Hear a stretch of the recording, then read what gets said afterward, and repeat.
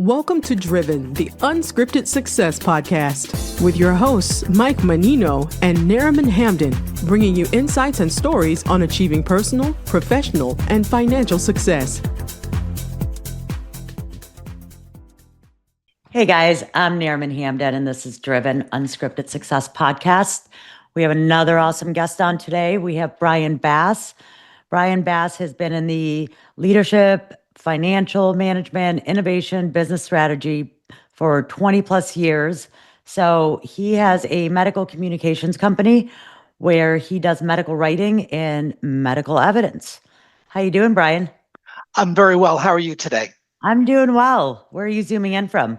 I'm zooming in from Southwest Florida, Fort Myers. Oh, perfect. I'm in Naples. Excellent. We're Just down the neighbors. street. Yeah, just right over the river there. That's right. So why don't you start off by telling us a little bit about what you do and how you got into doing what you're doing? Okay, sure. Well, the second part of it, of how I got into this, is a bit circuitous, although I'll keep it brief.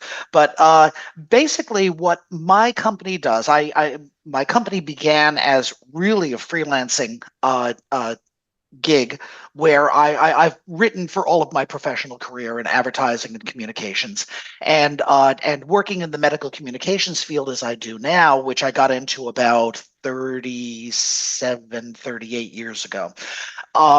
I didn't even know that the industry existed before I found it, or it found me. But today, basically what my company does, we provide medical writing services to other companies that are like the ad agencies and communications companies that are working directly with pharmaceutical companies, manufacturers of diagnostic equipment, managed care organizations, anybody that requires writing about health and medicine. I write sales training materials for sales reps. I write peer-to-peer educational programs for healthcare professionals, physicians, nurse practitioners, physician assistants, nurses, other allied healthcare professionals. Over the years, I have written CME, which is continuing medical education, and CE, which are the educational programs that healthcare professionals have to take in order to keep their credentialing. Sure. I write a lot of materials for patients too. The sorts of things that you might see when you go into your physician's office and there's a video going, or there's literature or wall hangings on an exam room or something like that. So those are the things that I do, and then I have a team of other writers and medical editors who work with me as well on an as-needed basis, and so my company has grown past myself over the years. Yeah, that's fantastic. So, how do you deal with taking risks? Is there a time when you took a risk and it really worked out for you, or it didn't work out for you? Well, that's actually a great question. One of the things that I've learned over the years is that people who work for someone else have always looked at me and my career, my neighbors, friends, people like that, who have always thought that I'm taking such a risk by being in business for myself. And I think to myself that I am probably so much more stable in my career and in my profession than they are, because I have no illusion that I'm not waking up every morning being out of work. So I've strengthened that muscle, if you will, to always face every morning as though, what am I going to do today that is going to make money, that's going to plant seeds for the future, so on and so forth. People who work for someone else can be doing the best job in the world. And if the marketplace, if an industry, if investors decide that it would be better if they were no longer working there, they suddenly find themselves out of work. So my out of work muscle is very strong because I wake up every day thinking that I am. And therefore I feel as though I'm much more secure in that process. I have made bad decisions. Actually, the worst decision that or perhaps professionally, the worst decision that I ever made was leaving one company that I was working for another without really doing much research into what the situation was. Little did I know that I was moving to a company that was about to be firing all of its employees. That's why the opportunity that the position that I was taking opened up. Now, the good news was that the company offered to relocate me. I mean, I was in New Jersey at the time on the East Coast, and I had an opportunity to relocate with the company either to Chicago or the West Coast. And I thought to myself, if I do that, then I could easily find myself out of work in those places and then not have any of my safety net, nothing familiar to me. So I chose to go out of work then. I ended up freelancing and I didn't miss a day of work or a week of income. But that was probably the worst professional decision I ever made for myself. But it was the best because at the time I was writing in kind of the retail industry. And it was not as much fun and I really wanted to get out of it. And that's what forced me into a situation where I found medical communications. And then the rest of my career has been there. That's awesome. That's fantastic. So how do you, I'm sorry. So, everyone hits a bump in the road every now and then. Can you share a time where things did not pan out for you? Well, I mean, the short answer to that is, yeah, almost every day. Yeah, right. There's something every moment of every day we're faced with challenges, we're faced with opportunities, whether or not we see them, whether or not we recognize them or have the clarity to be able to do that. But there are lots of times where I mean, it can be as simple as sending an email to someone and realizing after I've sent it, oh God, I really could have said that better, or I really would have done that. And I mean, that seems like a small thing, but we all communicate that way these days. And it's so easy to put your foot in your mouth by email, and then no surprise how you managed to get the second foot in there right next to it. So, Right. I've certainly done those types of things. Um, Professionally, fortunately, I haven't made any mistakes that have been fatal. And Good. I think that's the key is having not just the willingness, but the enthusiasm to learn from your mistakes because you're going to make them every day. You're going to constantly, no matter how long you do what you do for a living, no matter how long you are working as a professional, you're going to make mistakes all the time. And I kind of welcome them because they teach me things. I learn very well by getting bloodied and bruised along the way. Yeah, But we all. it's very rare. And this is something that having children a long time ago kind of taught me is that as long as nothing gets in the way of what are the really crucial things in your life, I mean, literally breathing, family, that sort of thing, anything else can be affixed or adjusted to. Sure. And so while I'm constantly learning and growing, I continue to be glad that I haven't made any fatal mistakes. Good. Thank God for that, huh? Yes. So what's a skill or habit you think doesn't get enough credit for contributing to your success?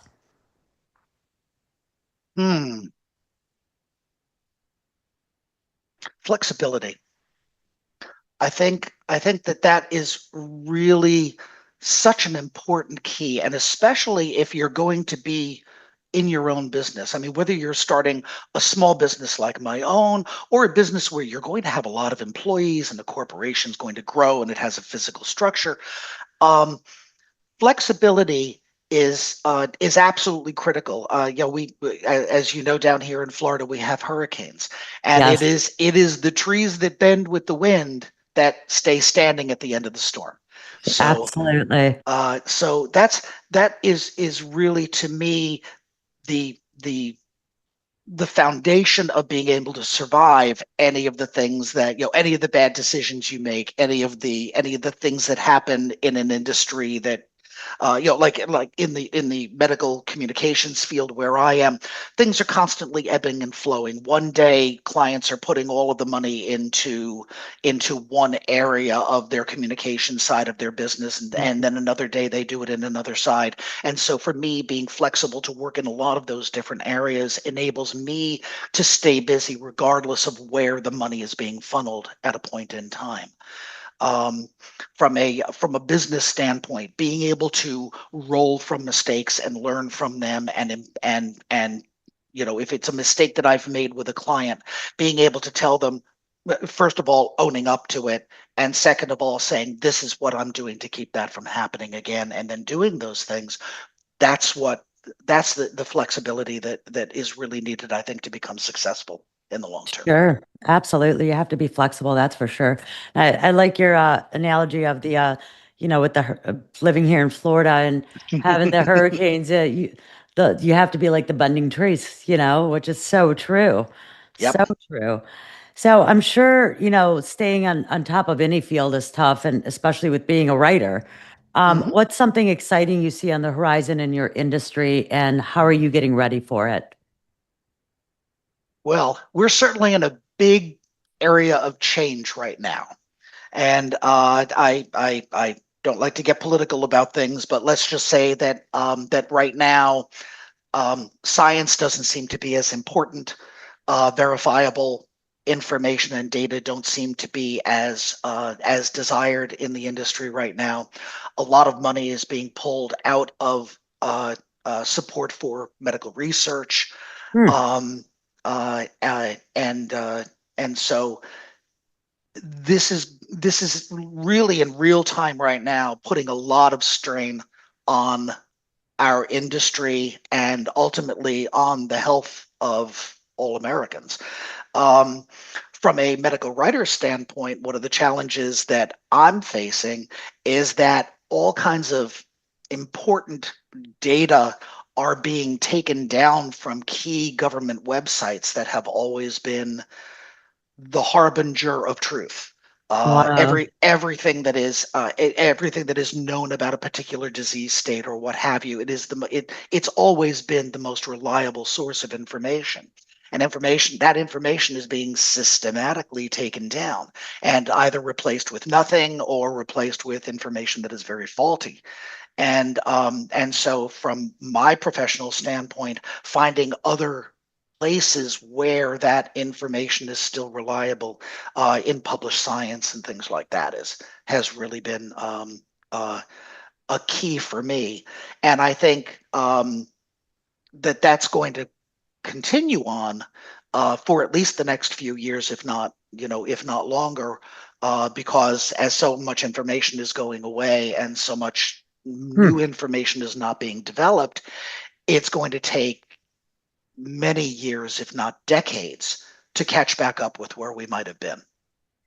That's really, it's kind of scary to, learn about that. I mean, I don't know much about the, medical, uh, well, I guess I should say I know about medical situations, whatnot, but I had no idea that they were actually taking facts down about certain illnesses or side effects or whatever it may be. And it's scary and it's concerning, and I do. Very concerning for our industry right now, that's for sure. Yeah, I mean, and I wonder what the premise is of them doing that. I mean, and defunding programs or whatnot, Mhm. because I do know, with the big project in Texas with Stargate, they're putting in the AI infrastructure down there, which is going to Mhm. be the hub for basically, all of the U.S., but even outside of the U.S. And with that said, they were saying that a lot of that funding, that 500 billion that's being placed there, government funding for that project, that it's also Mhm. supposed to go into the universities for medical research. Right, right. Well, I Hmm. hope, if money is supposed to continue going into research, I hope it does. Right now, there's Wow. as much of that being cut as there is using those funds as a way of attacking our educational institutions. So, as far as AI is concerned, AI is certainly a very big and growing thing in the medical communications field as well, and something that that I, as a medical writer, and my team and my company are coming to terms with. It's Sure. something we can't avoid it. We have to learn how to use it and what place it has in our own operations. No business leader will ever grow a company, at least not successfully for the long term, by ignoring technology that they may not understand or that they may not want to embrace. And Sure. so as medical communication. I'm sorry, medical communicators, we're embracing that as well and learning how to use these tools and where they can be used most importantly, because as we've seen very publicly and even in the news over the last couple of days, AI hallucinates. It makes stuff up. And if there aren't people to guide what resources it can draw from in order to provide content, if we don't fact check it to verify that what it's doing is correct and true, then it becomes worthless information. And so, Sure. as medical communicators, since we have to be very careful, anything that we put out is literally communicating instruction to healthcare providers, to patients, to people on how to live better and healthier lives, to treat conditions, to diagnose them, and so forth. And that all has to be based on science, not AI making stuff up. Sure. Sure. I hear you. Um, so, you mentioned you have your team of Mhm. writers and editors and publishers. So, as you know, leading a team has its challenges. So, what's your leadership style? And can you give us an example of how it helped you through a tough spot? Well, there are a couple of different ways for a business like mine to be built. And actually, I mean, the way that I do it is by bringing in support people who are at the top of their game, who are at least as good as me, if not maybe better. They have greater depths of knowledge in certain therapeutic areas or types of writing or whatever the case may be. So these are people that are the best of the best. And and I was concerned about how to make that work as a business model if I was bringing these people in. And I mean, obviously, my company needs to make money too, because that's the whole point. Sure. So how could I do that? And coming back to something that you asked me a little bit earlier, I held off. I started my company in 1989, and it was around the turn of the millennium, the early 2000s, Sure. that I knew I needed to grow my business. I had the opportunity to grow my business, and I knew the way to do it, which is the way I'm currently doing it. But I couldn't understand how financially, economically, it could work. And what I realized is that the big problem was me. I was in my own way. I had because I took a risk in quitting a very good job to start my business in the late 80s, I thought every day I was waking up taking a risk. And to a degree, I am. But as I mentioned before, I think people working for other people are taking a much bigger risk than I am. Sure. Sure. But uh, but what I realized is that I hadn't really taken a true risk again in a long time. I was just kind of facing the same risk and grooming it and making it stronger and better and things like that. And so when I finally realized that what I needed to do was get out of my own way and just try it, put my model to the test and see if it works. And lo and behold, it did. And so getting out of my own way was very important in that regard. Sure. Sure. I'm sure. So how do you encourage your team to think outside of the box and bring new ideas Because to the be, table? because they are consummate professionals, um, they're already thinking outside the box. These are people, the people that I bring into my company are actually people that I have grown to know through organizations that I belong to, through meeting, through friends and introductions and things like that. And so I don't grow my team very often because I really need to know that people that it's a given that they do their job very, very well. What I want to know is, how do they approach the soft skills? How do they manage themselves? How do they manage their business? How do they work in front of a client? And all things like that.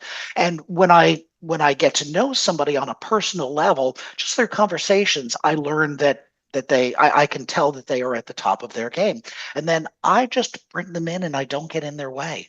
I try to bring them great Yeah. opportunities. We work together. We're not the cheapest people that one of our clients will ever hire, but at the end of the day, we do such a great job for them that everybody sits back and says, "That was really great. Let's do it again." That's And wonderful.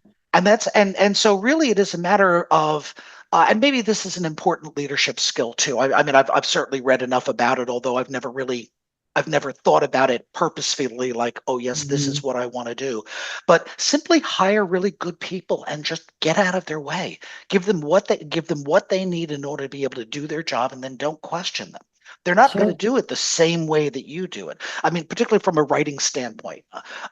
Nobody's going to write the words that I would write. Nobody will write the way that I will write, but it doesn't mean that my way is the only way of doing something. And so I made a commitment to myself that I wasn't going to second guess every word that somebody writes. Have they gotten it Sure. done correctly? Is it on target? Is it on strategy? Is it meeting the client's needs? And then we just move on. Absolutely.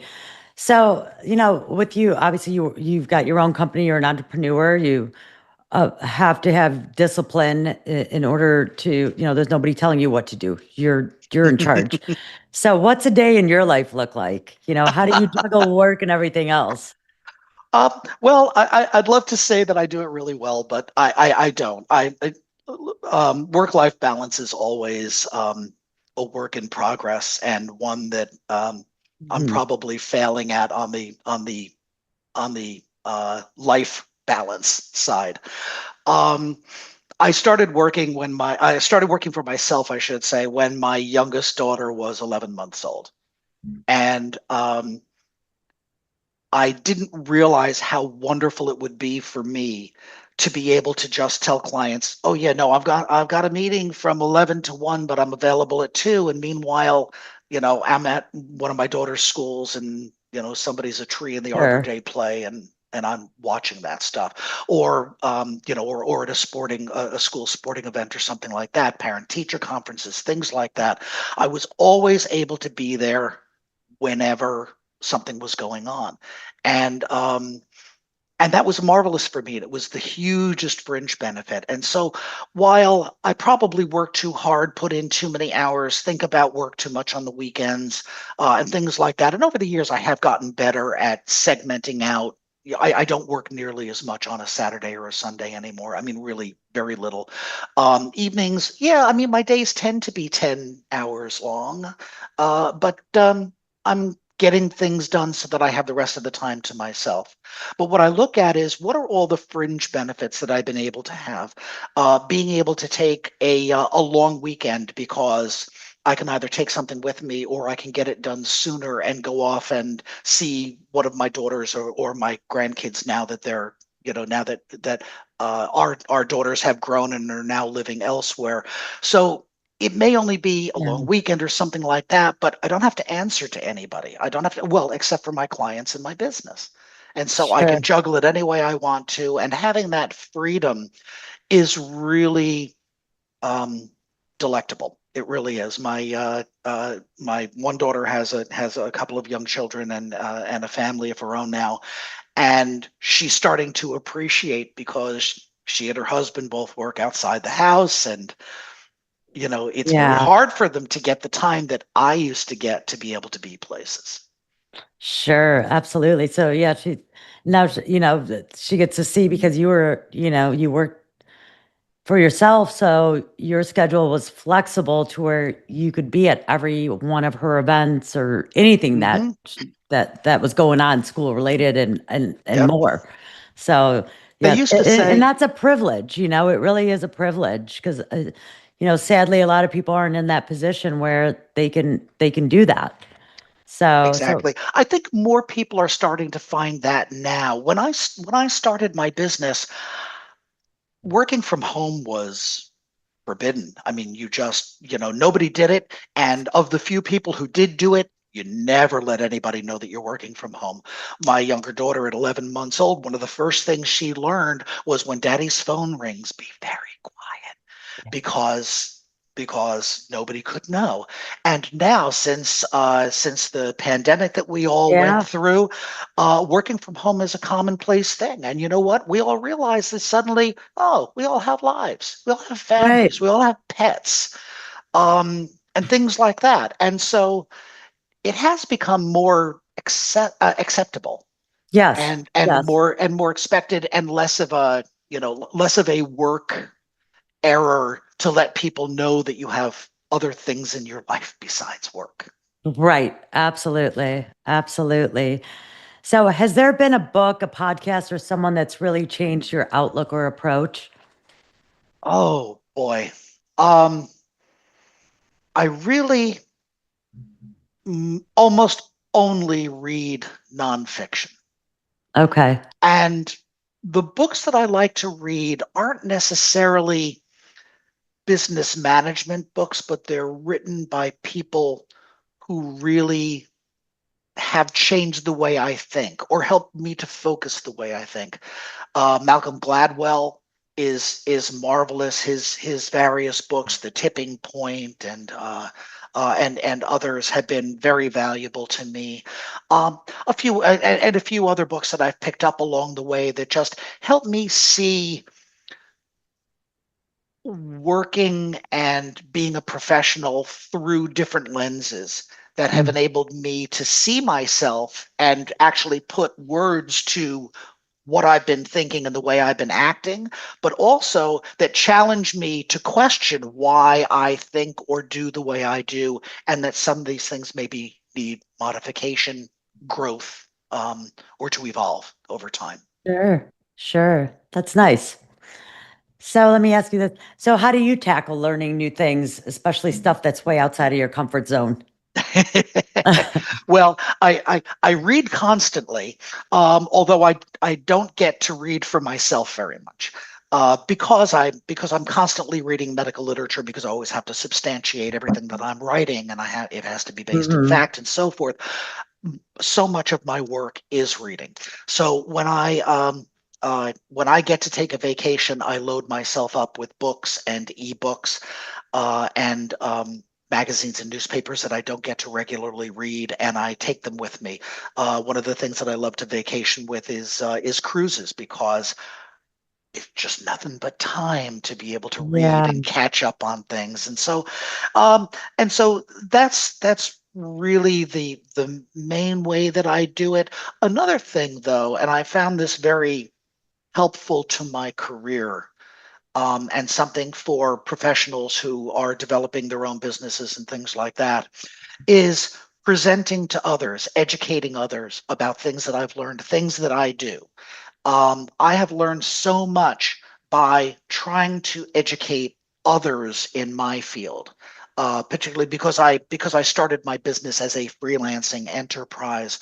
I do a lot of education, and do a lot of mentoring of people who want to be freelancers, who want to be freelance medical writers. So, um, uh, I find that when I do a presentation and I sit down to develop what it is that I'm going to talk about, and scripting it or slides or whatever, that it forces me to really think through what I do and come to grips with why I do it that way. And I've learned so much from putting together my own presentations about myself. And Sure. it's interesting because when I think something, well, I'm thinking it, so it must be right, it must be true. But when I read something that I've written about something that I do, it's easier to question it and say, well, why am I doing that way? That's kind of stupid. And and so I've learned from my own presentations out of my own head how to do things better. Sure, sure. That makes absolute sense. So, it sounds like things are going well for you and you made the right decision to go off on your own. Hmm. So are you, as you're looking towards the future, I'm wondering, have you created passive income, or do you have interest have you invested in the past in passive income? Okay. Well, passive income is uh, really wonderful. Uh, Yes, it um, is. and a couple of ways. My wife and I both developed a real estate investment company of our own, and well, several decades ago now. And we invest in properties that we rent, and we've never purchased anything that we wouldn't live in ourselves or ask our daughters to live in. So we maintain very good quality, places. We don't do it on a huge scale, but obviously passive income there. We have, some other investments and things like that that bring in, capital gains and blah, blah, blah. Sure. But a big move for me in my day-to-day business, in my medical writing business, is bringing in other people to work with me, because now suddenly I have people that are working while I'm on vacation.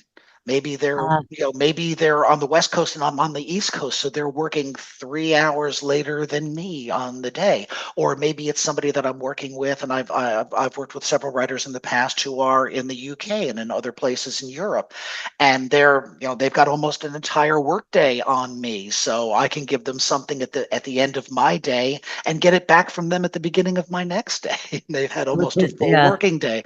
So it's not exactly passive income, but compared to being a freelancer in your own business, where if you don't work, you don't generate money, you don't get paid, you don't pay the bills and sure. so forth, that is it was really an eye opener to me, and a big game changer for me to be able to do that. That's wonderful. What a blessing that is in itself, huh? Yes. Um, Well, so as we're wrapping up this interview, so what exciting plans or initiatives do you have planned for the next 6 to 12 months? What do you got going on? Well, I'm always looking at developing new clients and developing new relationships. I've got some more presentations coming up at an annual conference toward the end of this year that I need to start working on, and things like that.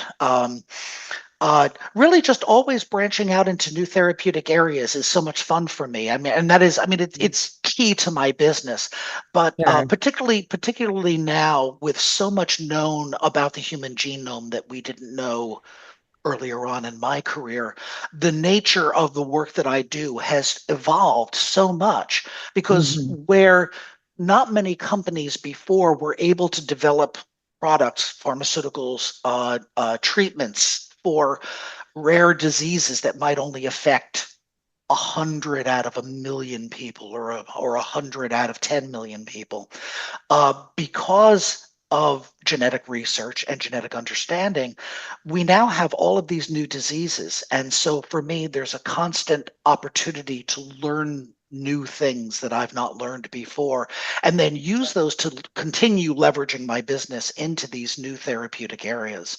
And it's so much fun to be right on the cutting edge of something that is so important, and really that affects every one of us one way or another. So my plan is to keep moving in that direction, constantly learning, constantly being flexible, and always striving to do my best. That's awesome.